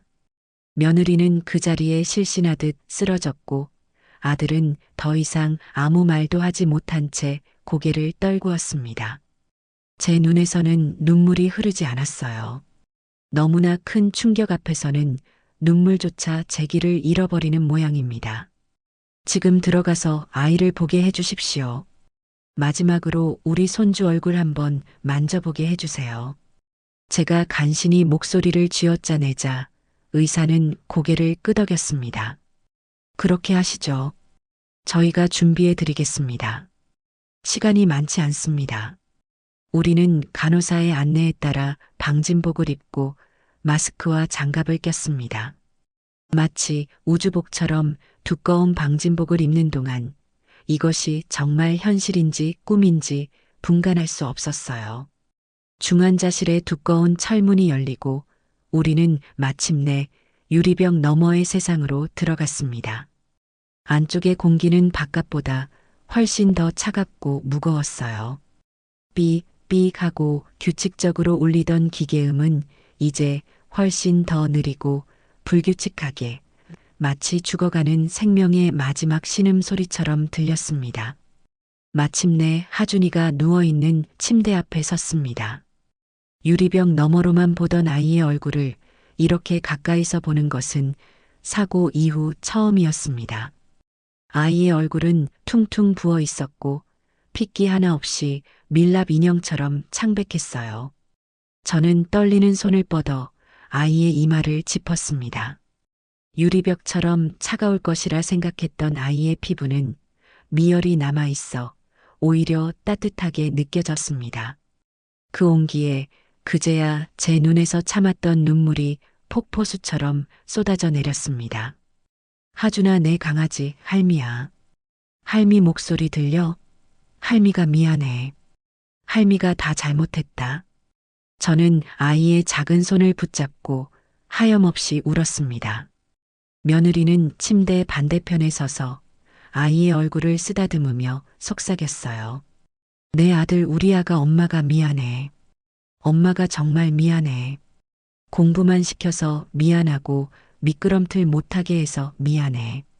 다음 세상에 태어나면 우리 하준이 하고 싶은 거 다 하게 해줄게. 제발 눈 한 번만 떠봐. 응? 아들은 아이의 발치에 서서 차마 아이를 만지지도 못하고 그저 어깨를 들썩이며 울기만 했습니다. 아빠가 미셔리해서 미안하다. 아들 아빠가 더 강하지 못해서 너를 지켜주지 못해서 정말 미안해. 우리의 울음소리와 사죄가 병실을 가득 메웠습니다. 하지만 아이는 아무런 대답이 없었어요. 그때였습니다. 아이의 심박수를 알리던 기계음이 점점 더 느려지기 시작했습니다.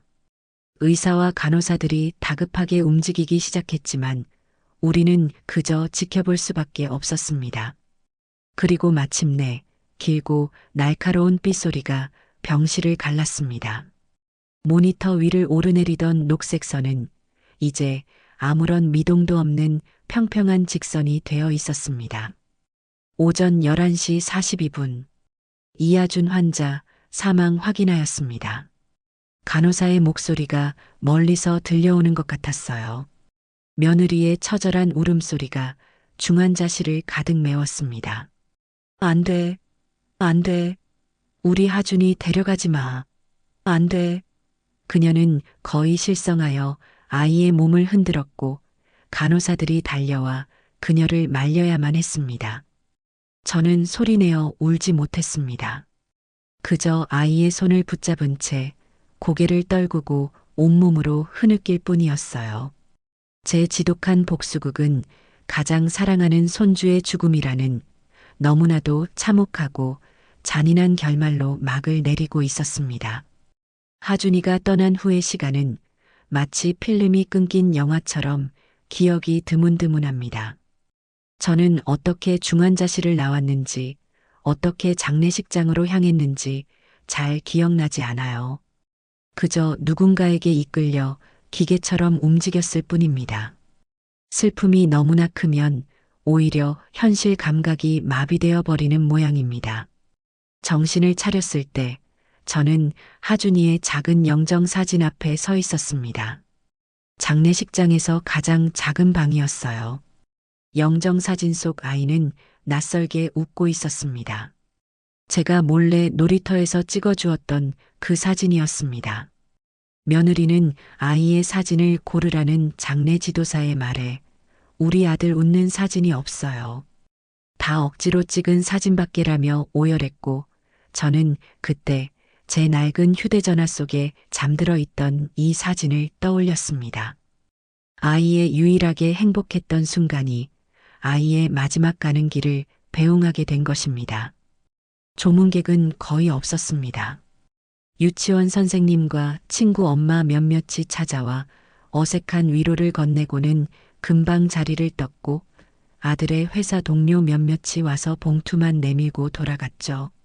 제 여동생도 연락을 받고 한달음에 달려왔습니다. 저를 보자마자 동생은 제 손을 붙잡고 함께 울어주었어요. 언니 미안해. 내가 말을 너무 심하게 했어. 이런 일이 있을 줄도 모르고.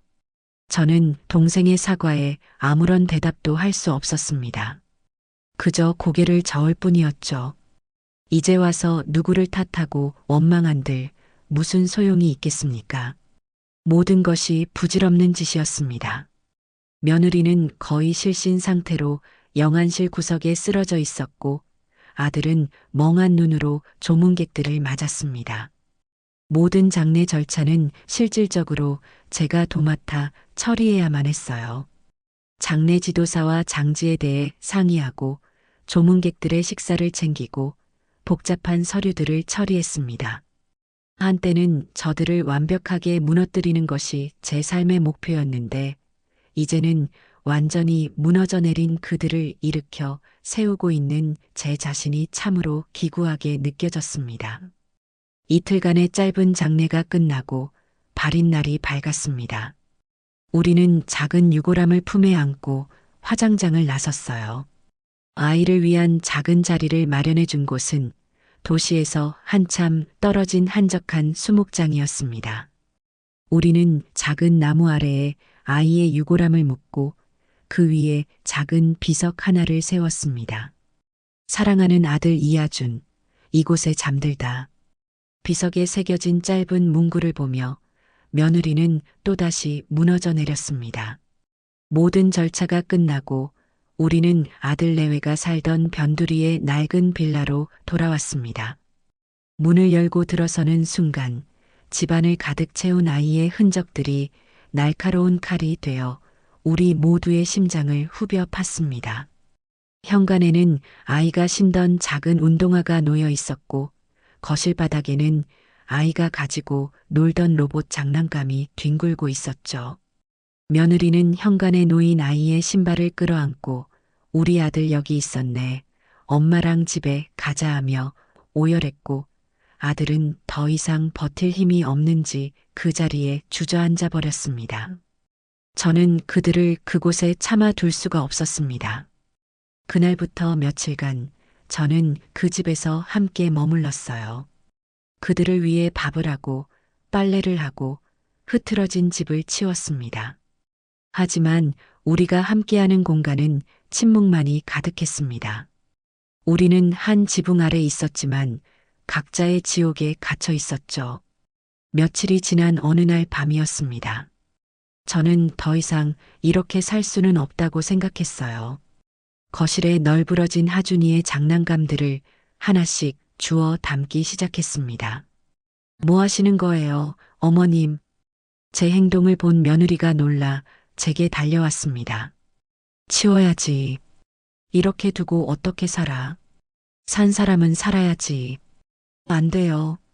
이건 우리 하준이 물건이에요. 아무것도 건드리지 마세요. 며느리는 제게서 장난감 상자를 뺏으려 했습니다. 저는 상자를 놓지 않고 그녀의 눈을 똑바로 쳐다보며 말했어요.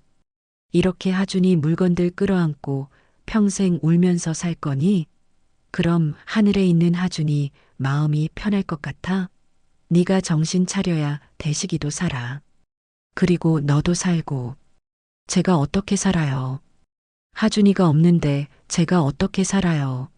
살아야지. 죽을 만큼 힘들어도 살아야지. 그게 하준이가 우리에게 남긴 마지막 숙제일지도 몰라. 그의 목까지 열심히 그리고 제대로 살아내는 거. 제 말에 며느리는 더 이상 저항하지 못하고 장난감 상자를 붙잡은 채 바닥에 주저앉아 엉엉 울었습니다. 저 역시 눈물을 참을 수 없었어요. 우리는 그렇게 한참을 아이의 흔적들 속에서 서로를 부둥켜 안고 울었습니다. 그것은 화해가 아니었습니다. 용서도 아니었죠. 그저 같은 상처를 가진 사람들이 서로의 아픔을 확인하는 처절한 의식과도 같은 것이었습니다. 우리의 지독했던 전쟁은 끝났고 그 폐허 속에는 재와 먼지 그리고 지워지지 않는 슬픔만이 남아 있었습니다. 하준이를 떠나보낸 후 아들 내외의 작은 빌라에는 시간이 멈춘 듯한 침묵만이 감돌았습니다. 우리는 같은 공간에서 숨을 쉬고 있었지만 각자의 슬픔이라는 투명한 감옥에 갇혀 서로에게 닿지 못했죠. 며느리 민지는 거의 대부분의 시간을 텅 빈 하준이의 방에서 보냈습니다.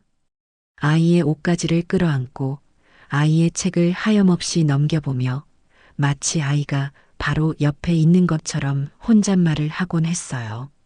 아들 대식이는 밤마다 술을 마셨습니다. 취하지 않으면 잠들 수 없었고 잠들면 악몽을 꾸었습니다. 저는 그 두 사람의 위태로운 그림자를 묵묵히 지켜보며 식사를 챙기고 어지러운 집을 치우는 일상을 반복할 뿐이었습니다. 그날도 아들은 거실 구석에 쪼그려 앉아 소주병을 기울이고 있었습니다. 벌써 한 병을 다 비우고 두 병째를 따려는 참이었죠. 저는 더 이상 그 모습을 지켜볼 수가 없었습니다. 아들의 손에서 술병을 빼앗아 들고 그 앞에 마주 앉았습니다. 언제까지 이렇게 살 거냐? 제 목소리는 차갑고 단단했습니다.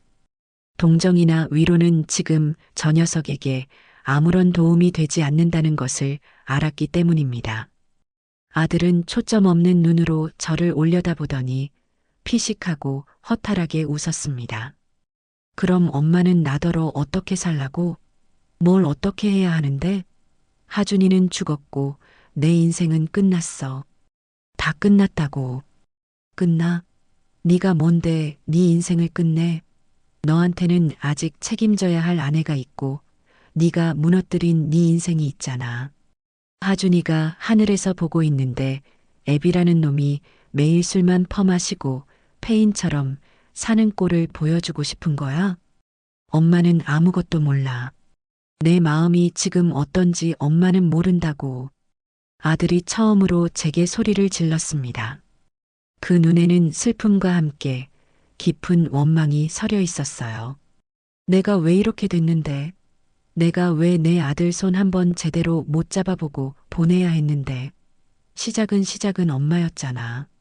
엄마가 우리한테서 모든 걸 빼앗아가지 않았으면 우리가 그렇게 구석으로 내몰리지만 않았어도 하준이는 지금 내 옆에서 웃고 있었을 거야. 아들의 원망 섞인 절규는 날카로운 칼이 되어 제 심장에 박혔습니다. 틀린 말이 아니었기에 저는 아무런 대꾸도 할 수 없었어요. 제 복수가 이 모든 비극의 씨앗이 되었음을 저는 단 한순간도 잊은 적이 없었습니다. 저는 그저 고개를 숙인 채 아들의 다음 말을 기다렸습니다. 잠시 후 아들은 스스로의 말에 놀란 듯 금세 기세가 꺾인 목소리로 흐느끼기 시작했습니다. 아니야, 엄마. 미안해. 내가 미쳤나 봐. 엄마 탓이 아닌데. 다 내 탓인데. 내가 못난 놈이라서, 내가 약해 빠진 놈이라서 모든 게 다 나 때문이야. 아들은 어린아이처럼 바닥에 엎드려 엉엉 울기 시작했습니다. 그 울음속에는 지난 수십 년간 쌓아온 그의 모든 후회와 자책이 담겨 있었죠. 내가 잘못했어, 엄마. 엄마가 민지한테 그렇게 내쫓길 때 내가 막았어야 했는데 무서웠어. 민지를 잃을까봐 무서웠고 내 안락한 삶이 깨질까봐 무서웠어. 그래서 엄마를 외면했어. 세상에서 가장 비겁한 아들이었어, 내가. 사업이 망하고 집에서 쫓겨났을 때도 나는 엄마를 원망했어. 엄마가 조금만 우리를 용서해줬으면 좋겠다고 왜 저렇게 독하게 굿이나 원망만 했어. 그 모든 게 다 내 잘못으로 시작된 일인데 내가 조금만 더 떳떳한 아들이고 든든한 남편이었다면 우리 가족이 이렇게 망가지지는 않았을 텐데. 내가 우리 하준이를 죽인 거야, 엄마. 내가 죄인이야. 아들은 제 앞에서 자신의 모든 약함과 어리석음을 고백했습니다. 저는 자리에서 일어나 그런 아들의 등을 말없이 쓸어주었어요. 그리고는 조용히 말했습니다. 그래, 너는 약했고 어리석었고 비겁했다. 하지만 그 모든 걸 인정하고 이렇게 울고 있는 지금 너는 더 이상 비겁한 놈이 아니야. 울고 자책하는 건 오늘로 끝내라. 내일부터는 살 방법을 찾아야지. 죽은 하준이를 위해서라도, 남은 민지를 위해서라도, 그리고 네 자신을 위해서라도 다시 일어서야지. 내가 옆에서 도울게. 그날 밤 우리는 아주 오랜 시간 동안 이야기를 나누었습니다. 그것은 제 인생에서 아들과 나눈 최초의 그리고 가장 솔직한 대화였습니다. 며느리 민지의 상태는 날이 갈수록 심각해졌습니다. 그녀는 하준이의 환영과 환청에 시달리며 현실과 환상을 구분하지 못하기 시작했어요. 이대로 두었다가는 정말 큰일이 나겠다 싶었습니다. 저는 수소문 끝에 알게 된 가족 트라우마 전문 심리 상담센터에 전화를 걸어 예약을 잡았습니다. 그리고 며칠 뒤 아무것도 모르는 며느리를 데리고 밖으로 나섰어요. 어머님, 어디 가시는 거예요? 민지는 불안한 눈으로 제게 물었습니다. 저는 그녀의 손을 잡고 최대한 부드러운 목소리로 말했어요. 바람 좀 쐬자. 너랑 나랑 단둘이. 우리 그동안 못했던 이야기도 좀 하고. 상담센터가 있는 건물 앞에 도착했을 때 민지는 그제야 제 의도를 알아차리고는 그 자리에 주저앉아 버렸습니다. 싫어요, 안 갈래요. 저 미친 사람 아니에요. 저 괜찮아요. 민지야. 저는 그녀의 눈을 똑바로 바라보며 그녀의 어깨를 붙잡았습니다. 나 좀 도와다오.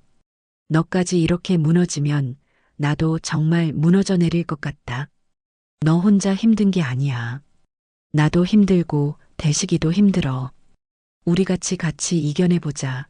응? 내가 옆에 꼭 붙어 있어 줄게. 절대 너 혼자 두지 않을게. 제 진심이 통했는지 며느리는 한참을 울먹이다가 마침내 고개를 끄덕였습니다. 저는 그녀를 부축해 상담센터 안으로 들어갔어요. 그녀가 상담실로 들어가는 뒷모습을 보며 저는 대기실 의자에 앉아 하염없이 창밖을 바라보았습니다. 그녀를 향한 미움과 원망은 이미 오래전에 사라졌습니다. 이제 제게 남은 감정은 같은 상처를 가진 한 여자에 대한 깊은 연민뿐이었어요. 그 후로도 저는 일주일에 2번씩 며느리를 데리고 상담센터를 찾았습니다. 상담이 끝나고 나오는 날이면 우리는 함께 공원을 걷거나 작은 찻집에 들러 차를 마시기도 했어요. 우리는 하준이에 대한 이야기를 나누었습니다. 며느리는 그동안 누구에게도 털어놓지 못했던 하준이를 향한 자신의 과도한 집착과 그로 인한 죄책감을 제 앞에서 처음으로 고백했습니다. 저 역시 며느리를 미워했던 제 마음을 솔직하게 털어놓았죠. 우리는 서로의 상처를 들여다보고 어루만지며 아주 느리지만 조금씩 앞으로 나아가고 있었습니다. 어느 날 하준이의 유품을 정리하던 중이었습니다. 아이가 유치원에서 그려온 낡은 스케치북을 발견했어요. 한 장 한 장 넘겨보는데 마지막 페이지에서 제 심장이 쿵 하고 멈추는 듯한 그림 하나를 발견했습니다. 내가 살고 싶은 우리 집이라는 제목 아래 커다란 미끄럼틀이 집 중앙에 놓여 있고 그 옆에서 할머니와 엄마 아빠가 손을 잡고 환하게 웃고 있는 그림이었습니다. 아이의 소원은 영재가 되는 것도 좋은 대학에 가는 것도 아니었습니다. 그저 온 가족이 함께 미끄럼틀을 타며 웃는 것. 그 소박한 꿈 하나였습니다. 저는 그 그림을 끌어안고 한참을 소리내어 울었습니다. 그리고 결심했습니다. 제 복수의 상징이었던 그리고 하준이의 사고 소식을 들었던 그 낡은 집을 처분하기로요. 그곳의 평온은 이제 제게 고통스러운 기억일 뿐이었습니다. 복수를 위해 손에 쥐었던 그 돈 역시 이제는 새로운 의미를 찾아주어야 했습니다. 저는 박건우 변호사에게 연락해 제 계획을 이야기했습니다. 하준이의 이름으로 작은 재단을 만들고 싶다고요. 돈이 없어서 환경이 어려워서 마음껏 뛰어놀지 못하는 아이들을 위한 재단을요. 제 이야기를 들은 박 변호사는 잠시 말이 없다가 이내 따뜻한 목소리로 대답했습니다. 어머님께서 정말 위대한 결정을 하셨습니다. 제가 최선을 다해 돕겠습니다. 며칠 뒤 저는 집을 팔고 제 남은 재산의 대부분을 재단 설립 기금으로 내놓았습니다. 재단의 이름은 하준이의 미끄럼틀이라고 지었어요. 그것은 용서가 아니었습니다. 그들을 이해하고 제 자신을 이해하고 그리고 먼저 떠난 내 손주를 이해하는 저만의 방식이었습니다. 제 길고 길었던 복수극의 진정한 마침표는 바로 이 이의 이름으로 찍혀야만 했습니다. 1년이라는 시간이 흘렀습니다. 하준이의 첫 번째 기일이었습니다. 지난 1년 동안 제 삶에는 많은 변화가 있었습니다. 저는 낡은 시골집을 떠나 도시의 작은 아파트로 이사를 했고 제 하루는 하준이의 미끄럼틀 재단 일을 돌보는 것으로 채워졌습니다. 서류 작업을 하고 지원이 필요한 곳을 물색하고 후원자들을 만나는 일은 생각보다 훨씬 더 바쁘고 고됐지만 제 마음은 그 어느 때보다도 충만했습니다. 아들 내외는 서울을 완전히 떠나 강원도의 작은 시골 마을에 새로운 터전을 잡았습니다. 아들은 그곳에서 작은 과수원을 빌려 사과 농사를 배우기 시작했고 심리치료를 꾸준히 받은 며느리는 마을 아이들을 위한 작은 공부방을 열었습니다. 우리는 예전처럼 자주 만나지는 못했지만 일주일에 한두 번씩은 꼭 통화를 하며 서로의 안부를 물었습니다. 엄마, 이번 주말에 비 소식이 있던데 무릎은 괜찮으세요? 나는 괜찮다. 너는? 올해 사과 농사는 좀 어떠냐? 아직은 배우는 중이라 서툴죠. 그래도 민지가 옆에서 많이 도와줘서 할만해요. 어제는 공부방 애들이랑 다 같이 와서 사과도 따주고 어찌나 예쁜지 몰라요. 아들의 목소리는 예전처럼 자신감 넘치지는 않았지만 그 안에는 이전에는 없었던 단단함과 평온함이 느껴졌습니다. 며느리도 가끔 전화를 걸어왔습니다. 어머님, 저 민지예요. 다름이 아니라 저희 공부방에 그림책이 좀 부족해서요. 혹시 재단 통해서 지원받을 수 있을까 해서요. 그래, 필요한 책 목록 보내거라. 내가 검토해보고 이사회에 올려볼게. 정말요? 고맙습니다, 어머님. 아이들이 정말 좋아할 거예요. 우리의 대화는 이제 지극히 사무적이고 평범했지만 그 안에는 서로를 향한 보이지 않는 존중과 배려가 담겨 있었습니다. 우리는 더 이상 서로에게 상처를 주지도 기대를 하지도 않았습니다. 그저 각자의 자리에서 서로의 삶을 묵묵히 응원해주는 세상에서 가장 멀고도 가까운 사이가 된 것입니다.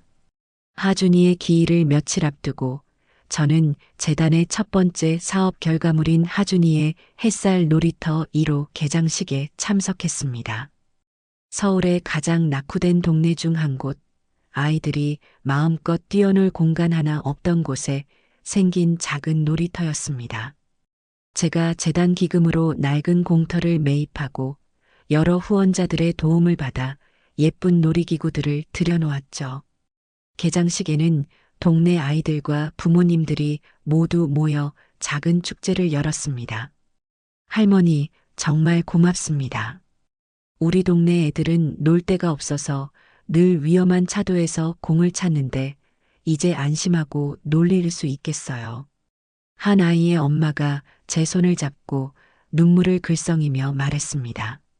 저는 그저 웃으며 고개를 저을 뿐이었죠. 아이들은 약속이라도 한 듯 가장 먼저 미끄럼틀로 달려갔습니다. 까르르 하고 터져나오는 아이들의 웃음소리가 놀이터를 가득 메웠습니다. 저는 그 모습을 보며 제 옆에서 하준이가 함께 웃고 있는 것 같은 착각에 빠졌습니다. 그래, 하준아. 너는 떠났지만 너의 웃음은 이렇게 수많은 친구들의 웃음으로 다시 태어났단다. 제 복수가 앗아간 것이 한 아이의 생명이었다면 제 참회가 피워낸 것은 수많은 아이들의 웃음이었습니다. 그것이 제가 평생 짊어지고 가야 할 마음의 빚이자 유일한 위안이었습니다. 그리고 마침내 하준이의 기일. 우리는 1년 만에 하준이가 잠들어 있는 수목장에서 다시 만났습니다. 아들과 며느리는 지난 1년의 시간이 고스란히 느껴지는 조금은 촌스럽고 건강한 모습이 되어 있었어요. 우리는 함께 아이의 작은 묘비 앞에 국화꽃 한 송이씩을 내려놓고 한참을 말없이 서 있었습니다.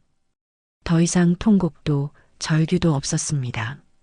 그저 가슴속 깊은 곳에서부터 차오르는 그리움을 각자의 방식으로 삼켜낼 뿐이었죠. 수목장을 나와 우리는 근처의 작은 식당으로 향했습니다. 어색한 침묵 속에서 식사가 시작되었지만 이내 아들이 먼저 입을 열었습니다. 엄마, 저희 내년에 사과나무 몇 그루 더 심어보려고요. 대출을 좀 받아야겠지만 해볼 만할 것 같아요. 그래, 잘 생각했다. 민지는 공부방은 할 만하고. 네, 어머님. 아이들이 저를 잘 따라줘서요. 얼마 전에는 군에서 주최한 글짓기 대회에서 저희 공부방 아이가 상도 탔어요. 하준이 생각이 많이 났지만 그래도 참 기쁘고 보람있더라고요. 우리는 그렇게 각자의 삶에 대해, 미래에 대해 덤덤하게 이야기를 나누었습니다. 더 이상 과거에 얽매여 서로를 핥히지 않았습니다. 식사를 마치고 각자의 길로 헤어지기 전 며느리가 제게 다가와 조용히 말했습니다. 어머님, 정말 고맙습니다. 그 한마디에 지난 세월의 모든 아픔과 원망이 담겨 있었고 또 씻겨나가는 듯 했습니다. 저는 대답 대신 며느리의 어깨를 가만히 두드려 주었습니다. 저는 다시 혼자가 되어 버스를 타고 도시의 집으로 돌아왔습니다. 차창 밖으로 빠르게 스쳐 지나가는 풍경들을 바라보며 저는 제 길고 길었던 여정을 되돌아보았습니다. 저는 복수에 성공했지만 모든 것을 잃었습니다. 그리고 모든 것을 잃은 그 폐허 속에서 아주 작은 희망의 씨앗 하나를 발견했죠. 우리는 예전으로 돌아갈 수 없을 겁니다. 하지만 우리는 각자의 자리에서 서로를 이해하고 각자의 몫만큼의 삶을 살아낼 것입니다. 그것이 먼저 떠난 하준이가 우리에게 바라는 유일한 소원일 테니까요. 버스가 터널을 빠져나오자 눈부신 가을 햇살이 제 얼굴 위로 쏟아져 내렸습니다. 그럼에도 불구하고 우리의 삶은 계속될 것입니다.